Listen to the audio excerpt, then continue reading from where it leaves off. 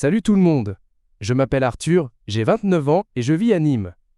Si vous connaissez un peu le sud de la France, vous savez que Nîmes, c'est une ville avec une âme. C'est calme, historique, avec ses arènes, sa maison carrée. J'aime cette ambiance. Je suis pas du genre à chercher les problèmes, bien au contraire. Mon quotidien, c'est un peu comme ma ville. Tranquille et bien rangé. Je bosse comme chef de projet dans une petite agence de marketing. On est une petite équipe, à peine 6 personnes dans un open space. L'ambiance a toujours été plutôt bonne, du genre collaborative où tout le monde s'entraide. Moi, dans cet environnement, je suis le mec organisé. Mon bureau, c'est mon sanctuaire. Tout est à sa place. Mon écran parfaitement aligné, mon clavier dépoussiéré, et surtout, mon pot à crayon. Ça peut paraître idiot, mais j'adore les beaux stylos. Les stylos gel japonais qui glissent sur le papier, les stylos plumes pour les grandes occasions. C'est mon petit plaisir, ma petite manie. Je suis comme ça, méthodique, un peu maniaque sur les bords, mais sans faire de mal à personne. Ma vie était donc réglée comme du papier à musique. Boulot la journée, et le soir une petite balade dans les jardins de la Fontaine pour décompresser, ou un verre avec des amis sur une place ombragée. Simple, efficace. J'avais pas besoin de plus. Je pensais que cette routine paisible était à l'abri de tout. Mais j'avais tort. Le chaos est arrivé sous la forme la moins menaçante qui soit. Un collègue. Et tout a commencé avec une histoire de stylo. Le déclencheur de toute cette histoire s'appelle Marc. Marc, c'est un peu mon opposé. Il est arrivé dans la boîte environ 6 mois, avant que les problèmes ne commencent. Au premier abord, il est super sympa. Le genre de mec qui a toujours une blague, qui met de l'ambiance, qui tutoie le patron. Mais derrière cette façade de bon pote, il y a un truc qui cloche. Marc est un bordélique fini. Son bureau, c'est une zone de guerre. Et surtout, il a une fâcheuse tendance à emprunter les affaires des autres. Sans jamais demander. Et sans jamais les rendre. Au début, était discret. Un de mes stylos Muji préférés disparaissait de mon pot. Je me disais, tiens, bizarre, je l'ai peut-être fait tomber. Ou je l'ai oublié en salle de réunion. Je n'y prêtais pas plus attention. Sauf que ça s'est reproduit. 1 fois. 2 fois. Puis 3. J'ai commencé à trouver ça louche. Je suis organisé, je sais où je range mes affaires. Un jour, j'achète une nouvelle boîte de mes stylos favoris. Des pilotes G, 2 noirs, pointe fine. Le lendemain matin, en arrivant au bureau, j'en prends un pour noter une idée et je remarque qu'il en manque déjà un dans la boîte neuve. Mon sang n'a fait qu'un tour. Je lève les yeux, je balaye l'open space du regard, et qui je vois, en train de gribouiller sur un carnet avec un magnifique pilote G 2 noirs flambant neuf. Marc. Mon Marc. Il le mâchouillait même, ce barbare. Sur le coup, j'ai senti une vague d'enois, énervement monter. C'est pas pour les 2 € que coûte le stylo, c'est le principe. Le manque de respect total. C'est mon bureau, mes affaires. Il ne lui viendrait pas à l'idée de se servir dans mon portefeuille. Alors pourquoi dans mon pot à crayon? J'ai décidé de rester calme. Je me suis levé, je suis allé jusqu'à son garcineur, à son bureau, et avec un sourire forcé, j'ai dit « Ah, salut Marc, dis-moi il est pas mal ce stylo, non? C'est marrant, j'ai les mêmes. » Il a levé les yeux vers moi, sans aucune gêne et a répondu « Ah ouais? Cool. » Je l'ai trouvé près de la machine à café, je savais pas à qui il était. Un mensonge éhonté, livré avec un grand sourire. J'ai senti la frustration me nouer la gorge. J'aurais pu lui dire que je savais très bien qu'il l'avait pris sur mon bureau, mais je suis pas comme ça. J'aime pas le conflit. Alors j'ai juste marmonné un « Ok, pas de problème ». Et je suis retourné à ma place, en bouillonnant intérieurement. C'était la première fois, mais ce ne serait pas la dernière. Après cet incident, la situation n'a fait qu'empirer. C'est devenu un jeu pour lui, j'en suis persuadé. Mes stylos continuaient de disparaître, mais plus seulement les stylos. Un jour sec était mon agrafeuse. Le lendemain, ma souris ergonomique que j'avais payée une fortune. À chaque fois, la même excuse. Je l'ai trouvée, ou alors il faisait semblant de ne pas savoir de quoi je parlais. Le pire, c'est qu'il ne s'en cachait même plus. Il utilisait mes affaires devant moi, comme si de rien était. L'open space, censé être un lieu de collaboration, était devenu mon champ de bataille personnel. Je passais mon temps à surveiller mes affaires, à cacher mes stylos les plus précieux dans mon tiroir que je fermais à clé. Ça devenait absurde. J'avais l'impression d'être un gamin à elle, école qui se fait racketter ses billes. Le stress commençait à m'atteindre. J était moins concentré au travail. Chaque fois que Marc s'approchait de mon bureau, j'avais une montée d'adrénaline. Mon petit havre de paix était devenu un territoire hostile. J'ai essayé d'en parler à notre manager, Sophie. Je lui ai expliqué gentiment que le comportement de Marc était un peu problématique. Sa réponse m'a achevé. Elle a soupiré et m'a dit « Écoute Arthur, je comprends, mais c'est juste des fournitures de bureau. On va pas en faire un drame. Vous êtes des adultes, essayez de vous entendre. Des adultes. » Voilà, J était censé me comporter en adulte, alors que je me sentais traité comme un enfant. J était seul face à ce problème, et personne ne semblait prendre mon parti. Marc, avec son charisme et sa bonne humeur de façade, passait pour le mec cool, et moi, pour le râleur qui compte ses trombones. Ma confiance en moi en a pris un coup. Je me suis demandé si ce N n'était pas moi qui surréagissais. Est-ce que J était vraiment si maniaque? Est-ce que je devais juste laisser tomber? J'ai douté. Mais au fond de moi, je savais que ce N n'était pas normal. Ce N n'était pas une question de matériel, C était une question de respect. Et ce respect, je l'avais complètement perdu. Et puis, il y a eu le jour. Le jour où tout a basculé. Le moment où la coupe N était plus seulement pleine, mais où elle débordait de partout. On avait un client énorme à signer. Le genre de contrat qui pouvait changer l'avenir de notre petite agence. Tout le monde était sur les dents, moi le premier. J'avais bossé comme un fou sur notre proposition commerciale. Pour l'occasion, pour signer les documents importants et prendre des notes en réunion avec le client, j'avais apporté un objet très spécial, un stylo plume. Pas n'importe lequel. C était celui que mon grand-père m'avait offert pour mon diplôme. Un magnifique Waterman, lourd, élégant. Il avait une valeur sentimentale inestimable pour moi. Je l'utilisais très rarement, justement pour ne pas l'abîmer. Ce jour-là, je l'avais sorti et posé sur mon bureau, prêt pour la grande réunion de l'après-midi. J'ai dû m'absenter 5 minutes pour aller chercher un café. 5 petites minutes. Quand je suis revenu, le stylo N était plus là. Mon cœur s'est arrêté de battre. J'ai cherché partout. Sous mes dossiers, derrière mon écran, rien.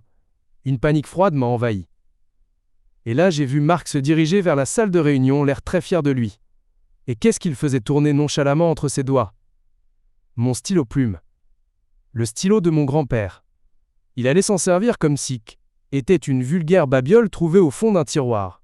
C'est à ce moment précis que quelque chose a cassé en moi. Toute ma patience, ma volonté d'éviter le conflit, tout ça a volé en éclats. Ce N était plus du vol, C était une profanation. Il s'attaquait à quelque chose de personnel, d'intime. J'ai vu rouge. Mais ce N était pas une colère chaude et explosive. C était une colère froide, calculatrice. J'ai compris que crier ou aller voir la chef ne servirait à rien. Il nierait, comme d'habitude. Non. Il fallait que je règle ça à ma manière. Il fallait que la leçon soit mémorable. Que l'humiliation soit à la hauteur de l'affront. Mon plan a commencé à germer dans mon esprit. La vengeance est un plat qui se mange froid. Et le mien allait être servi glacé. Heureusement, j'ai réussi à récupérer mon stylo plume juste avant la réunion, en prétextant que C était un cadeau et que j'y tenais. Marc me l'a rendu en levant les yeux au ciel. Comme si J était le type le plus pénible de la Terre. Mais le mal était fait, et la machine était lancée. Ce soir-là, au lieu de me promener, je suis rentré directement chez moi et j'ai passé des heures sur Internet. Mes mots-clés de recherche? Farce et attrape bureau, stylo encre invisible, vengeance collègue. J'ai fini par trouver la perle rare. Un lot de stylos à billes qui avaient l'air parfaitement normaux, très professionnels même, mais dont l'encre avait une particularité. Elle s'effaçait complètement au bout d'une trentaine de minutes, sans laisser la moindre trace. C était parfait. Subtil, cruel, et surtout, indétectable sur le moment. J'ai commandé le pack en livraison express. La guerre était déclarée. 2 jours plus tard, le paquet est arrivé. J'ai remplacé tous les stylos de mon pot par ces nouveaux joujoux. Je les ai disposés bien en évidence, comme une invitation, un piège, délicieusement tendu. J'attendais le moment parfait. Et ce moment est arrivé le vendredi suivant, lors de notre grande réunion hebdomadaire. C'est la réunion où tout le monde prend des notes, où on définit les actions pour la semaine à venir. Elle dure des heures. C était la scène idéale pour mon petit théâtre. Comme prévu, quelques minutes avant le début de la réunion, j'ai vu Marc rôder autour de mon bureau.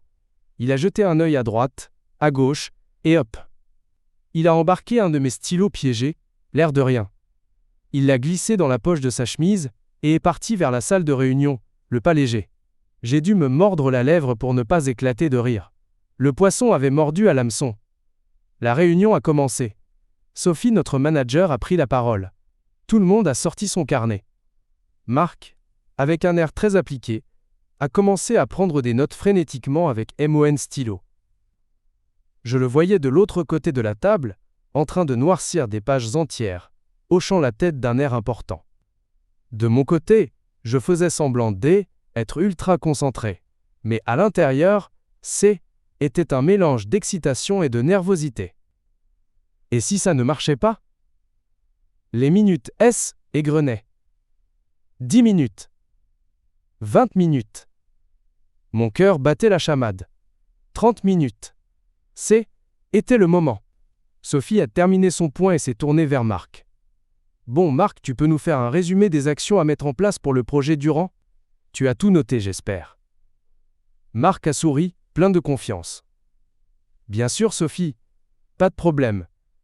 Il a baissé les yeux vers son carnet. Et là, son sourire s'est figé. Son visage a changé d'expression. La confiance a laissé place à une incompréhension totale. Il a cligné des yeux. Il a feuilleté la page, puis l'a retournée. Comme s'il cherchait quelque chose. Ses notes avaient disparu. La page était d'un blanc immaculé. Un silence s'est installé dans la salle. Marc a commencé à bafouiller. Attendez. C'est bizarre. J'avais tout écrit là. Il a secoué le stylo, a essayé de réécrire sur sa page. Rien. Le stylo était mort. Il était en train de paniquer. Son visage virait au rouge pivoine. Sophie commençait à s'impatienter. Alors, Marc? On attend. C'est important. Il était au bord des larmes. Il a levé la tête, le regard perdu, et a lâché la phrase la plus surréaliste de l'histoire de notre agence. Je ne comprends pas. L'encre, elle a disparu. Il y a eu une seconde de flottement, puis un de mes collègues n'a pas pu se retenir et a étouffé un rire. Puis un autre. Bientôt, toute la salle se retenait de pouffer, face à ce spectacle absurde. Marc était mort de honte. Sophie, exaspérée, a juste dit « Bon, c'est pas sérieux tout ça. On verra ça plus tard. » De mon côté, je gardais un visage de marbre. J'ai même affiché un air faussement compatissant. Mais à l'intérieur, était un feu d'artifice. Était la jubilation la plus pure, la plus intense que j'ai jamais ressentie. La vengeance était complète. Et elle était délicieuse. L'après-réunion a été intéressant. Marc est sorti de la salle sans un mot, le visage fermé. Il a passé le reste de la journée à son bureau, sans oser croiser le regard de qui que ce soit. L'histoire de l'encre fantôme a fait le tour de la boîte en moins d'1 heure. Il est devenu la risée du bureau pendant quelques semaines. Le mec dont les notes évaporent. Était cruel, peut-être, mais tellement mérité. Et le plus beau dans tout ça, il n'a plus jamais, au grand jamais, touché à la moindre de mes affaires. Mieux encore, dans les jours qui ont suivi, j'ai vu réapparaître sur mon bureau, comme par magie, certains de mes objets disparus. Mon agrafeuse. Ma souris. Pas un mot d'excuse, bien sûr.